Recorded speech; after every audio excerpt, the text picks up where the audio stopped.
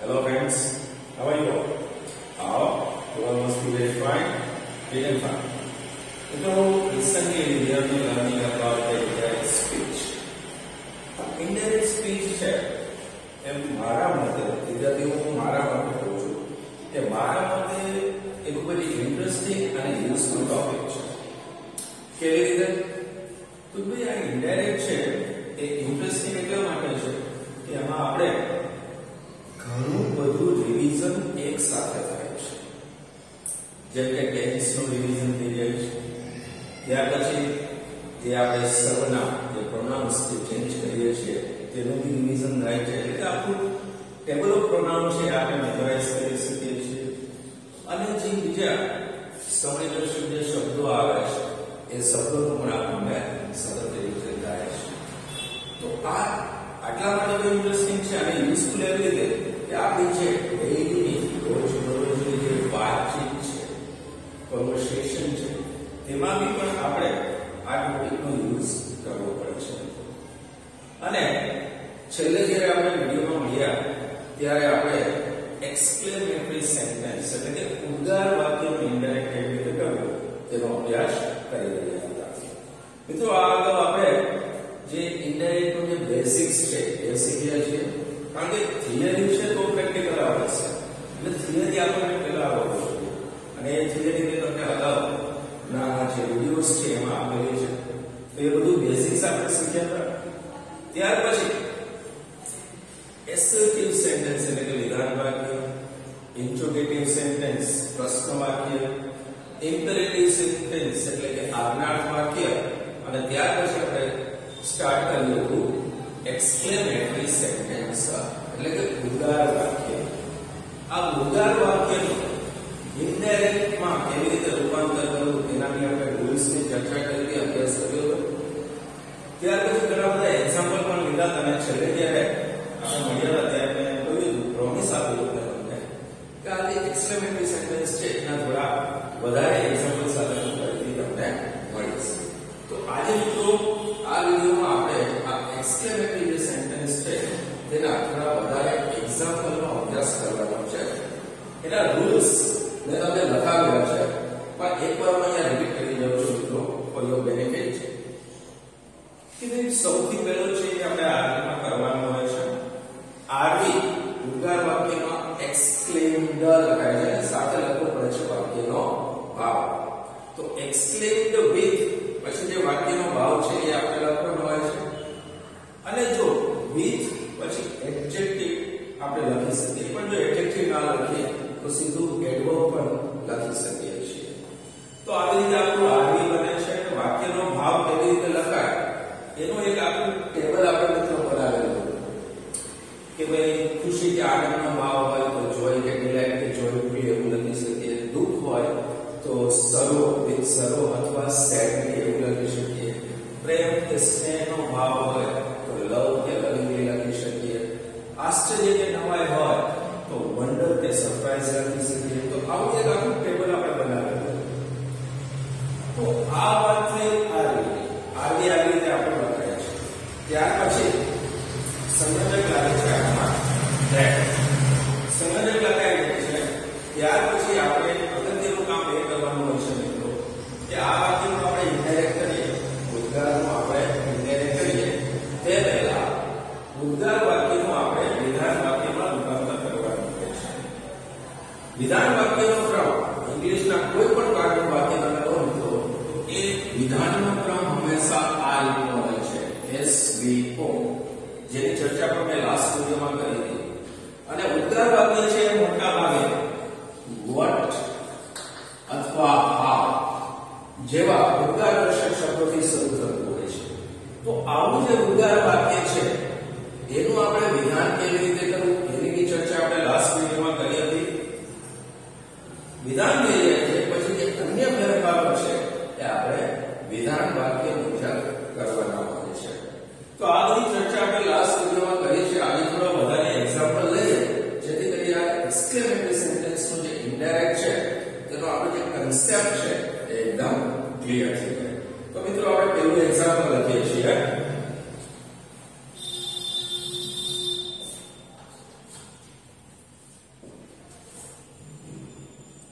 The principal said.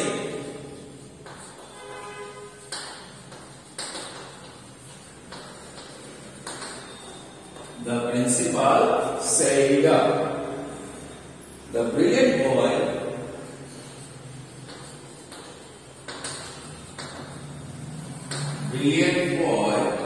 is no more. મિત્રો આવું એક વાક્ય છે. The principal said the brilliant boy is no more. જો આપણું ઉદ્ગાર વાક્ય છે, આપણે એનો ઇન્ડાયરેક્ટ કરવાનું છે. તો સૌથી પહેલો ચેન્જ આપણો થશે અહીંયા RV માં. સૌથી પહેલો ચેન્જ અહીંયા RV માં થશે. RV આપણે ઉદ્ગાર વાક્યમાં લખીએ છીએ explained. હવે આ વાક્ય વાંચીએ મિત્રો તો આ વાક્યમાંથી આપણને કયો ભાવ મળે છે? યસ, ડેફિનેટલી જો આ વાક્યનો અર્થ શું થાય? The brilliant boy is no more. એટલે જે તેજસ્વી વિદ્યાર્થી હતો, છોકરો હતો, એ હવે રહ્યો નથી, મતલબ કે એનું મૃત્યુ થયું છે. તો અહીંયા આ વાક્યમાંથી આપણને દુઃખનો ભાવ મળે છે. દુઃખનો ભાવ મળે છે તો આપણે જે એક્સપ્લેઇન લખ્યું છે તેની સાથે આપણે લખવું પડશે with sorrow. હવે મિત્રો જો આ ન લખવું હોય, આ ન લખવું હોય તો આપણે સીધું આમ લખી શકીએ explain sadly. તો આ આપણું થયું R. સબ્જેક્ટ છે ધ પ્રિન્સિપલ એટલે કે બોલનાર, રિપોર્ટર. તો એ તો એમના લખાશે the principal explained with sorrow અથવા the principal explained sadly. તો મિત્રો અહીંયા સુધીનું કામ થયું છે. હવે આપણે આ જે બે વાક્ય છે, એક ઇન્વર્ટેડ ની બહારનું અને એક ઇન્વર્ટેડ ની અંદરનું, એને જોડવા માટે સંયોજક લખીએ that. હવે ઉદ્ગારનું વિધાન કરવું પડે એટલે અહીંયા મિત્રો જો આ વિધાન વાક્ય છે, કારણ કે અહીંયા કોઈ what, how, how, ઓ, આ અલાસ્થી ને વાક્યની શરૂઆત થઈ નથી. તો આ વિધાન વાક્ય છે. કેવી રીતે? તો કે આ સબ્જેક્ટ છે, આ ટુ બી છે. તો સબ્જેક્ટ વાક્યની શરૂઆતમાં આવે તો એ વિધાન વાક્ય છે. તો અહીંયા આપણે કોઈ ચેન્જ કરવાનો થતો નથી. તો હવે આનું વિધાન વિધાન થયેલું છે, વિધાન વાક્ય છે, તો આપણે ઇન્ડાયરેક્ટ કરવાનો છે. સંયોજક મૂક્યું છે that. The brilliant boy subject છે, એનું કોઈ ચેન્જ થશે નહીં. The brilliant boy.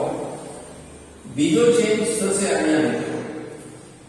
આપણે કાળ પરિવર્તન કરવાનું હોય છે. શા માટે? કારણ કે અહીંયા આપણું જે RV છે એ ભૂતકાળનું RV છે, તો અહીંયા કાળ પરિવર્તન થશે. એની સાથે વાક્યમાં એનું થઈ જાય છે was છે. તો અહીંયા is છે, સબ્જેક્ટ છે, એક વચનનું નામ. તો was there માંથી was આવે કે were? Definitely was આવે. Was no more. તો આપણો આન્સર બનવા જેવો મિત્રો the principal explained with sorrow અથવા તો the principal explained sadly. સંયોજક છે that. The brilliant boy કાળ પરિવર્તન કર્યું એટલે is નું થયું was અને no more. સમજાયું મિત્રો? સેકન્ડ એક્ઝામ્પલ લઈએ આપણે.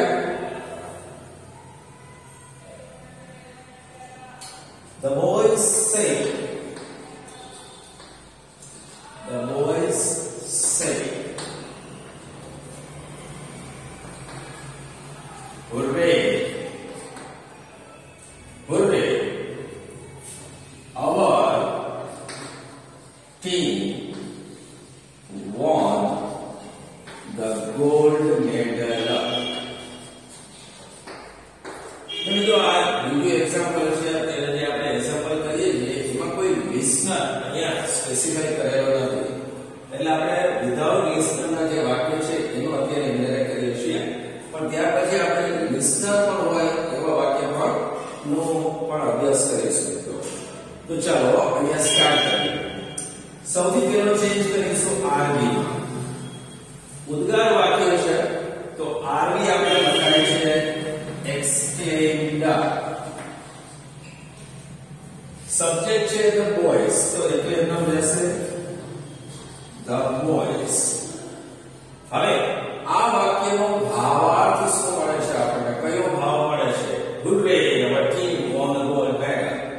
તો અહીંયા ટીમ જે છે એ ગોલ્ડ મેડલ જીતી છે, તો અહીંયા ખુશી કે આનંદનો ભાવ મળે છે. તો આપણે અહીંયા exclaim ની સાથે શું લખવું પડશે ફ્રેન્ડ્સ? exclaim with joy, અથવા આ વર્ડ પણ લખી શકાય delight. અને જો આમ ન લખવું હોય તો આપણે અહીંયા આના બદલામાં શું લખી શકીએ? exclaim. જો અહીંયા એડવર્બ કરી દે એટલે joyfully થઈ જાય. exclaim joyfully.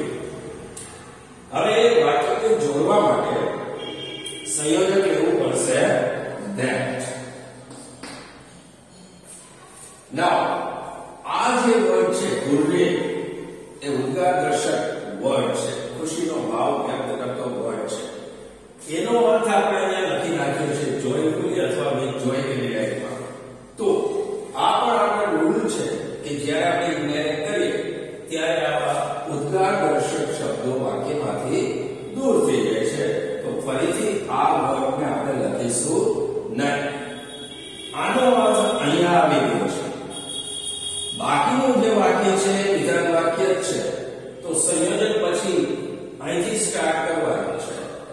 our, સૌથી પહેલો ચેન્જ થશે અહીંયા our. સેકન્ડ ચેન્જ થશે અહીંયા કાળમાં one. now our છે એ કયા પર્સનનું સર્વનામ કહેવાય? First person. ફર્સ્ટ પર્સનનું સર્વનામ છે તો કોના પ્રમાણે બદલાય છે? તો કે કર્તા પ્રમાણે. કર્તા છે the boys, બહુવચન છે. જુઓ અહીંયા the boys. તો the boys નું સર્વનામ શું થશે? યસ, ડેફિનેટલી એનું સર્વનામ થશે they. બહુવચન છે એટલે boys નું સર્વનામ થશે they. ચાલો, પણ અહીંયા our છે we ની સંબંધક વિશેષણ વિભક્તિ. તો અહીંયા આપણે કર્તા વિભક્તિ નથી લખવાની, એની પણ વિશેષણ વિભક્તિ લખવાની છે. તો they ની વિશેષણ વિભક્તિ શું થાય? તો they નું થશે their. their નાઉન છે ટીમ, એમ નામ લખાશે their team. હવે આપણો જે બીજો ચેન્જ છે કાળ પરિવર્તનનો, એમાં બરોબર ધ્યાન રાખજો મિત્રો. આ સબ્જેક્ટ અને આ છે V2.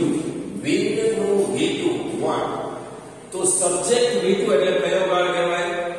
સાદો ભૂતકાળ. ઇનડાયરેક્ટ કરો તો સાદા ભૂતનું શું થઈ જાય? પૂર્ણ ભૂતકાળ. પૂર્ણ ભૂત એટલે શું? તો કે had plus V3.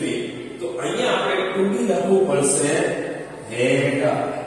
their team had અને V3 થશે 1. બાકીના જે વર્ડ્સ છે એમાં કોઈ ચેન્જ કરવાનો થતો નથી. had won the gold medal. so here is our answer. તો આપણો જવાબ આમ છે મિત્રો, the boys exclaimed with joy અથવા delight. અને જો આ ન લખવું હોય તો માત્ર આટલું લખી શકીએ, the boys exclaimed joyfully. સંયોજક છે that. our નું થયું they. their team સાદો ભૂતકાળ છે તો ઇનડાયરેક્ટ માં થશે પૂર્ણ ભૂત, એટલે આપણે લખ્યું છે અહીંયા પૂર્ણ ભૂતનું to be had. અને V3 છે won the gold medal. સમજાય છે મિત્રો? યસ, આઈ એમ શ્યોર કે તમને ચોક્કસ સમજાતું જશે. સાવ ઈઝી છે. આપણે થોડા વધારે એક્ઝામ્પલ લઈએ ફ્રેન્ડ્સ.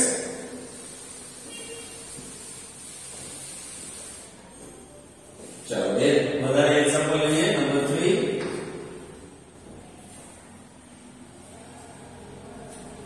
The teacher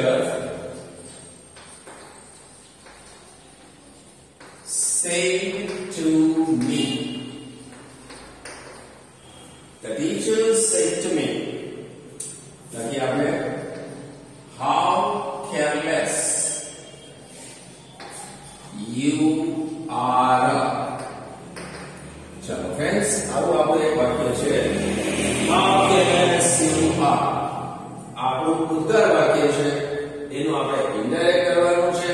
તો હવે તમને ખ્યાલ આવી ગયો છે કે સૌથી પહેલો ચેન્જ આપણે ક્યાં કરીશું? યસ, સૌથી પહેલો ચેન્જ કરીશું અહીંયા સેડ ટુ, જે આપણું આવી છે એમાં અહીંયા લખાય છે એક્સક્લેમ્ડ.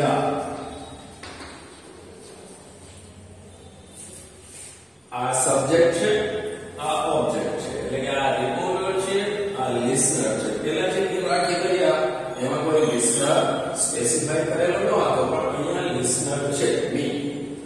ચાલો હવે આપણે વાક્યનો ભાવ આની સાથે લખવો પડશે. તો અહીંયા વાક્યનો ભાવ શું છે? How careless you are.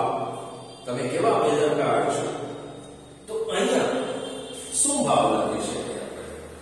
Yes, teacher ગુસ્સે પણ થાય છે, તો આપણે ગુસ્સાનો ભાવ પણ લખી શકીએ. અને જો એમ ન સમજાતું હોય તો માત્ર એક્સક્લેમ્ડ લખવાથી પણ આ વાક્યનો ઇનડાયરેક્ટ થઈ જશે. છતાં આપણે અહીંયા લખીએ છીએ એક્સક્લેમ્ડ એંગ્રીલી. હવે જો મિત્રો અહીંયા ઓબ્જેક્ટ છે જેને આપણે અહીંયા સ્પેસિફાઈ કરવાનો છે, લખવાનો છે, તો એ ઓબ્જેક્ટ પહેલા આપણે લખવું પડશે ટુ, અને ઓબ્જેક્ટ છે મી. સબ્જેક્ટ આપણે એમને લખશું the teacher. તો આપણી શરૂઆત આ રીતે થઈ friends. The teacher exclaimed angrily to me. હવે અહીંયા સંયોજક લાગશે that. હવે સૌથી પહેલા તો આપણે આ વાક્ય જે આવથી શરૂ થતું વાક્ય છે, ઉદ્ગાર વાક્ય, તેનું આપણે વિધાન કરવું પડશે. અને વિધાનનો ક્રમ મેં તમને હમણાં જ કહ્યું કે SVO એ વિધાનનો ક્રમ હોય, સબ્જેક્ટ, વર્બ અને ઓબ્જેક્ટ. તો આ વાક્યનો સબ્જેક્ટ છે યુ. અહીંયા કોઈ મુખ્ય ક્રિયાપદ નથી, પણ સહાયકારક ક્રિયાપદ છે ટુ બી. અને આ છે તે વિશેષણ છે. ઉદ્ગાર વાક્યનું આપણે વિધાન કરીએ એટલે આ ઉદ્ગાર દર્શક શબ્દો દૂર થઈ જાય છે, અને તેની જગ્યાએ આ ત્રણમાંથી કોઈ પણ એક વર્ડ વેરી, રિયલી અથવા ઇનડીડ નો આપણે ઉપયોગ કરવાનો હોય છે. તો ચાલો આ હાઉ નીકળી જશે, તેની જગ્યાએ વેરી, રિયલી કે ઇનડીડ ત્રણમાંથી કોઈ પણ એક વર્ડ આપણે લઈ શકીશું. તો સૌથી પહેલા આનું વિધાન કરીએ તો સબ્જેક્ટ પહેલા આવશે. તો સબ્જેક્ટ છે યુ, પછી ટુ બી લખીએ આર. હાઉ ને દૂર કરીએ તો એના માટે આપણે લખીએ છીએ વેરી, યુ આર વેરી, અને વિશેષણ લખવાનું careless. You are very careless. તો આપણું વિધાન વાક્ય થયું આ યુ આર વેરી કેરલેસ. તો હવે વિધાન થઈ ગયું છે, તો અન્ય જે કઈ ફેરફારો છે એ આપણે વિધાન વાક્ય મુજબ કરવાના છે. તો હવે સ્ટાર્ટ કરીએ અહીંથી. યુ એટલે સેકન્ડ પર્સન. તો સેકન્ડ પર્સન નું જે સર્વનામ છે એ કર્મ પ્રમાણે બદલાય ઓબ્જેક્ટ પ્રમાણે. ઓબ્જેક્ટ છે અહીંયા મી. યુ છે એ ટુ બી પહેલા, એટલે કે ક્રિયાપદ પહેલાનો યુ છે, મતલબ કે કર્તા વિભક્તિનો યુ છે. તો આપણે પણ મી ની કર્તા વિભક્તિ લખવી પડશે, અને જે થાય છે આ મી ની કર્તા વિભક્તિ આ. એની સાથે વર્તમાન કાળ બતાવેલો છે, પણ આપણે જ્યારે ઇન્ડાયરેક્ટ કરીએ છીએ ત્યારે વર્તમાનનું થશે ભૂતકાળ. તો ભૂતકાળના ટૂંકી છે વોઝ અથવા વેર. તો આઈ ની સાથે વોઝ આવશે કે વેર? ગુડ, ત્યાં આવશે was. I was very careless. તો આપણો આન્સર જે મિત્રો દોસ્ત વિશે છે, આપણે સ્ટેપ બાય સ્ટેપ ચાલીએ છીએ, થોડું ધ્યાન રાખીએ છીએ, તો આમાં કોઈ પણ વસ્તુ ડિફિકલ્ટ નથી. જવાબ બન્યો આ રીતનો. The teacher exclaimed angrily to me. સંયોજક that. you નું થયું I. એમિઝા નું થાય was. I ની સાથે was. I was very careless. હજુ એક એક્ઝામ્પલ લઈએ friends.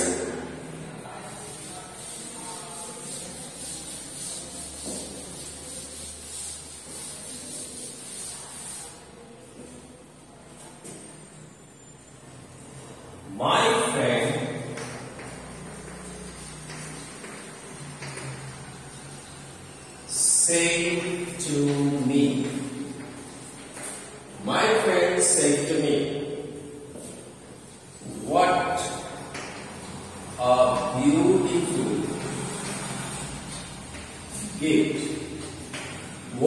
beautiful gift you have given me. You have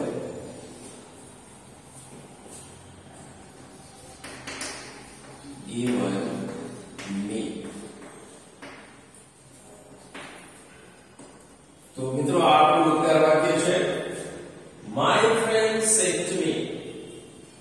मारा मित्र ए મને કહ્યું What a beautiful gift you have given me. તે મને એવી સુંદર મજાની ભેટ આપી છે, ગિફ્ટ આપી છે. ચાલો અહીંયા વાક્યની શરૂઆત થઈ છે વર્ડ થી, જે ઉદ્ગાર દર્શક શબ્દ છે. આપણે પહેલા વિધાન કરવું પડશે, પણ શરૂઆત કરીએ અહીંથી. સૌથી પહેલો છે નિર્ણય કરીએ આપણે. કર્તા અને કર્મમાં કોઈ ચેન્જ થતો નથી, એ બંને એકદમ લખાય છે. તો સબ્જેક્ટ લખીએ માય ફ્રેન્ડ. સ્ટેઇંગ છે, ઉદ્ગાર વાક્ય છે, તો આપણું આગળ થઈ જશે એક્સક્લેમ્ડ. એક્સક્લેમ. હવે અહીંયા આપણો મિત્ર શું કહે છે આપણને કે આપણે સરસ મજાની એને ગિફ્ટ આપી છે. તો એ આપણી આપેલી ગિફ્ટ છે એની પ્રશંસા કરે છે. તો અહીંયા વાક્યનો ભાવ શું મળે છે આપણને? પ્રેઝ અથવા એપ્રિશિએશન. આપણે એવું લખી શકીએ, અથવા એડમાયરિંગલી આવું પણ આપણે લખી શકીએ. My friend exclaimed with praise. આ તમને થોડું ઈઝી પડે પ્રેઝ યાદ રાખવામાં, તો આપણે અહીંયા પ્રેઝ લખીએ છીએ. પ્રેઝ ઓબ્જેક્ટ લખવો છે, તો ઓબ્જેક્ટ પહેલા આપણે લખવાનું છે ટુ, અને ત્યાર પછી ઓબ્જેક્ટ લખવાનો મી. તો શરૂઆત આપણી આમ થાય my friend exclaimed with praise to me. Praise ની જગ્યાએ તમે આ વર્ડ પણ લખી શકો, એપ્રિસિએશન. એપ્રિસિએશન એટલે કદર, પ્રશંસા. ટુ મી સંયોજક મૂકીએ આપણે that. તો આટલું નામ થયું અહીંયા સુધી. ત્યાર પછી આ જે વાક્ય છે એનું સૌથી પહેલા આપણે કરવું પડશે વિધાન વાક્ય. વિધાન કરીએ એટલે આ ઉદ્ગારદર્શક શબ્દ નીકળી જશે. એની જગ્યાએ વેરી, રિયલી કે ઇનડીડ ત્રણમાંથી કોઈ પણ એકનો આપણે યુઝ કરવાનો છે. વિધાનનો ક્રમ હોય છે SVO. તો અહીંયા વાક્યનો સબ્જેક્ટ કોણ છે? યુ. તો આપણે સૌથી પહેલા યુ લખીએ. યુ જે કાર છે એ અત્યારે લખીએ, એટલે પછી કરીએ you have given me a. what ની જગ્યાએ વેરી કે રિયલી કે ઇનડીડ આપણે ત્રણમાંથી કેમાં એક લેવું છે. બીજું યાદ ન રાખવું હોય તો આપણે વેરી નો યુઝ કરી શકીએ. You have given me a very beautiful gift. તો મિત્રો આ છે આપણું વિધાન વાક્ય. હવે વિધાન થઈ ગયું છે, એનો ઇન્ડાયરેક્ટ તો હવે આપણે આવડે છે. તો સ્ટાર્ટ કરીએ આપણે અહીંથી યુ એટલે સેકન્ડ પર્સન. સેકન્ડ પર્સનના સર્વનામ કર્મ પ્રમાણે બદલાય. તો કર્મ છે અહીંયા મી. હવે અહીંયા જે યુ છે એ ક્રિયાપદ પહેલાનો યુ છે, એટલે કે કર્તા વિભક્તિનો યુ છે. તો મી ની કર્તા વિભક્તિ થશે આર. તો અહીંયા યુ નો થયું આર. That are have to be છે, અને given એ V3 છે. મતલબ કે હેવેસ પ્લસ V3 તો કયો કાળ કહેવાય? પૂર્ણ વર્તમાન કાળ. ઇનડાયરેક્ટ કરીએ તો શું થઈ જાય? પૂર્ણ ભૂતકાળ. પૂર્ણ ભૂતકાળ એટલે શું? Had plus V3. મતલબ કે હેવેસ નું થઈ જશે હેડ V3. તો આ પેલું છે that I had given up. ચલો આનું થયું. ત્યાર પછી આવે છે મી. તો મી છે એ ફર્સ્ટ પર્સન નું સર્વનામ છે. તો ફર્સ્ટ પર્સન નું સર્વનામ કોના પ્રમાણે બદલાય? તો કે કર્તા પ્રમાણે. કર્તા છે માય ફ્રેન્ડ. તો માય ફ્રેન્ડ નું સર્વનામ શું થાય? તો કે હી. પણ અહીંયા જે મી છે એ કર્મ વિભક્તિ છે. તો હી ની કર્મ વિભક્તિ શું થાય? હિમ. તો અહીંયા મી ની જગ્યાએ આપણે લખવું પડશે હિમ. given him. અહીંયા આપણે કોઈ ચેન્જ કરવાનો થતો નથી. A very beautiful, મિત્રો અહીંયા શોર્ટમાં લખી નાખ્યું છે beautiful gift. તો આ રીતે આપણું ઉદ્ગાર વાક્યનું ઇનડાયરેક્ટ થાય છે. આઈ હોપ કે તમને સમજાતું હશે. જરા બી કંટાળો નહીં આવતો હોય, કારણ કે બહુ ઇન્ટરેસ્ટિંગ ટોપિક છે મારા મત અનુસાર. હજી એક બધા એક્ઝામ્પલ લઈ અને આપણે થોડો કન્સેપ્ટ ક્લિયર કરવાનો પ્રયત્ન કરીએ ફ્રેન્ડ્સ. જો આજે એક એક્ઝામ્પલ લઈએ છીએ આપણે.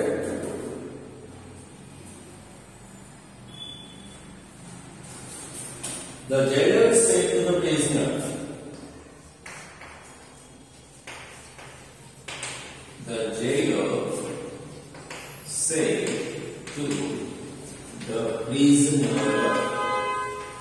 jailer એટલે જેલનો અધિકારી અને prisoner એટલે કેદી. તો jailer સાહેબ કેદીને શું કહે છે એ આપણે લખવાનું છે. What a great change and find. What a great change I find in your life. અને અહીંયા ઉદ્ગાર ચિહ્ન. તો મિત્રો જો હવે તમને થોડું તો ગ્રીપ આવી ગયો હશે, સમજ આવી ગઈ હશે કે અહીંયા આપણે કઈ રીતના બધા ફેરફાર કરવાના છે. છતાં આપણે સમજીએ, સ્ટેપ બાય સ્ટેપ કામ કરીએ. સૌથી પહેલા આપણે ચેન્જ કરીશું આરવી માં. ઉદ્ગાર વાક્ય છે તો આરવી લખીએ છીએ આપણે એક્સપ્લેન્ડ. કર્તા અને કર્મમાં કોઈ ચેન્જ થશે નહીં, તો એ બધે એમનું લખાશે. જૈલર એક્સપ્લેન, પણ સાથે આપણે વાક્યનો ભાવ લખવાનો છે મિત્રો.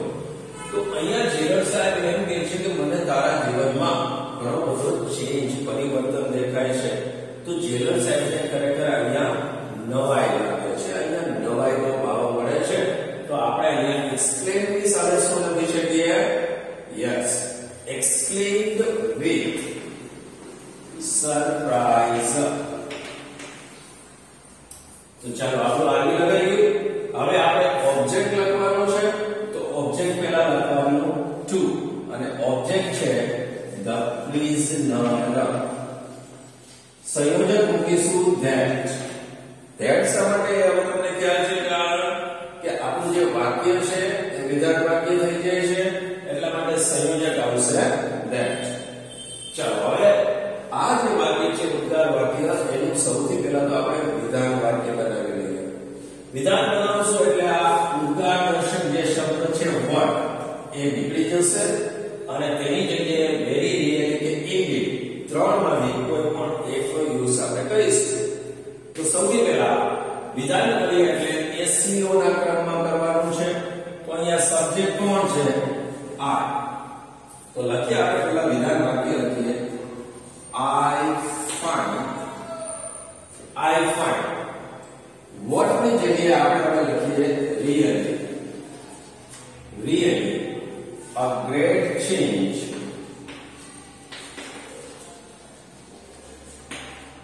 in your life.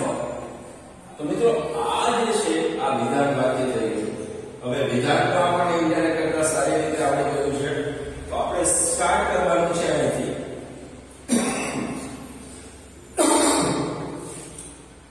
Sorry friends, I is the first person.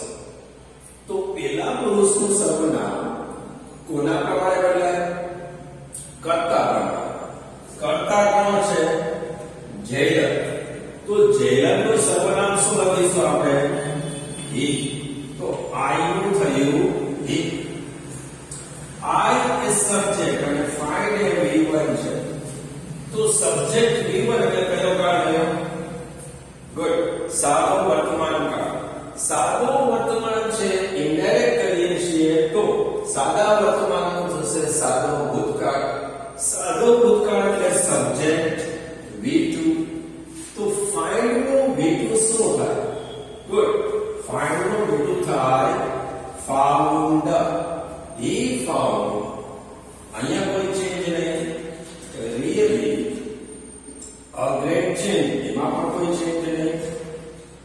a great change in હવે ચેન્જ થશે અહીંયા યોર એ બીજા પુરુષનું સર્વનામ છે સંબંધક વિશેષણ વિભક્તિ છે સેકન્ડ પર્સન છે તો એનું સર્વનામ કોના પ્રમાણે બદલાય તો કે કર્મ પ્રમાણે કર્મ કોણ છે ધ પ્રિઝનર એટલે કેદી તો કેદીનું સર્વનામ શું થાય હી કેદીનું સર્વનામ થશે હી પણ જો યોર થતું હોય યુનું યોર થતું હોય તો હી નું શું થશે હીઝ અહીંયા યોર ની જગ્યાએ આપણે લખવું પડશે હીઝ લાઈફ તો આપણો આન્સર તમને આવ્યો The jailer explained with surprise to the prisoner that he found really a great change in his life. સમજાય ને મિત્રો આશા રાખું છું કે તમે જો સમજાતું હશે તો થોડું વધારે ધ્યાન આપશો કોન્સન્ટ્રેટ થશો ફોકસ કરશો તમે તો આ જો બધું તમને જે ડિફિકલ્ટ લાગતું હોય એ જરા પણ ડિફિકલ્ટ નહીં લાગે ઉલટાનું ઈઝી અને ઇન્ટરેસ્ટિંગ લાગવા મળશે તો ચલો મિત્રો આપણે ઘણા બધા એક્ઝામ્પલ આ એક્સક્લેમેટરી સેન્ટેન્સના પણ કર્યા છે હવે તમે આનું કેટલું શીખ્યા છો સમજ્યા છો એ માટે થોડું તમને હોમવર્ક આપેલું હોમવર્ક એટલે કે થોડાક એવા ઉદ્ગાર વાક્ય તમને લખી દઉં છું કે જેનું તમારે જાતે ઇનડાયરેક્ટ કરવાનું છે કેવી રીતે કરવાનું છે તો આપણે જે કઈ રૂલ્સ લખ્યા છે જે કઈ એક્ઝામ્પલ કર્યા છે બસ એને સમજીને એને ફોલો કરીને તમારે અહીંયા જે હું એક્સરસાઇઝ માટેના વાક્યો લખું એનું જાતે ઇનડાયરેક્ટ કરવાનું છે તો લખીએ મિત્રો આપણે થોડા તમારા માટે એક્સરસાઇઝ થાય એવા થોડા વાક્ય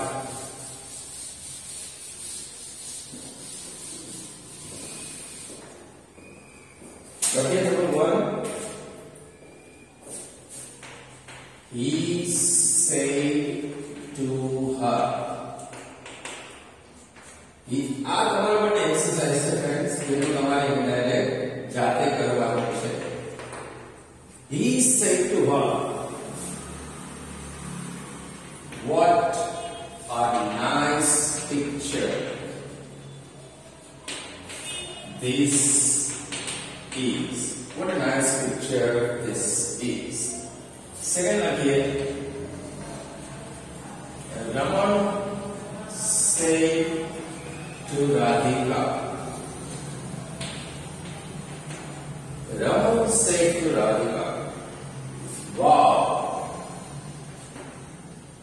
you look very pretty. You look very pretty in this new dress.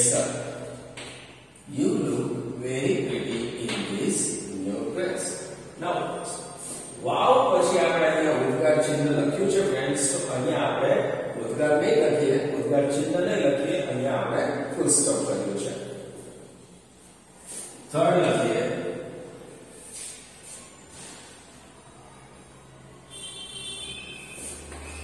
Amar said to Mayur.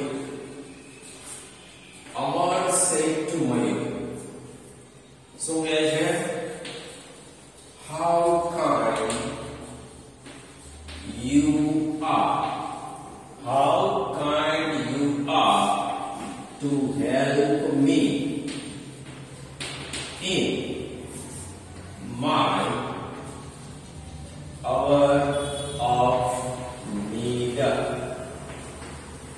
मतलब આ વાક્યનો અર્થ શું થાય કે મારે જ્યારે જરૂરિયાતનો સમય હતો ત્યારે તે મને ઘણી બધી મહેનત કરી છે તો તું ખૂબ જ ભલો છે દયાળુ છે એવી વાત છે અહીંયા નંબર 4 લખીએ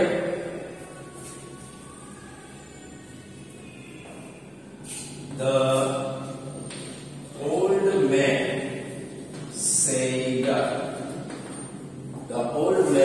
say. Alas. Alas. Alas જે વર્ડ છે મિત્રો આપણે આગળ ચર્ચા કરી છે કે આનાથી alas અરે રે એવો અર્થ થાય છે, એનાથી આપણે દુઃખનો ભાવ વ્યક્ત થાય છે. Alas, I am completely ruined.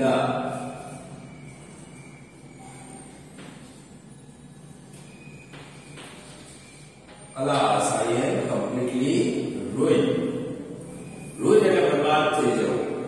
I am completely ruined. Next લખીએ મિત્રો.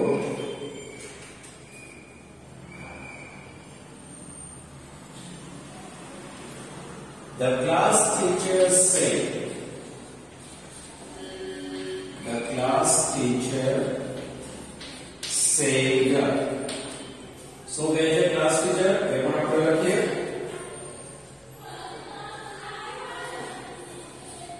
Darshan, what a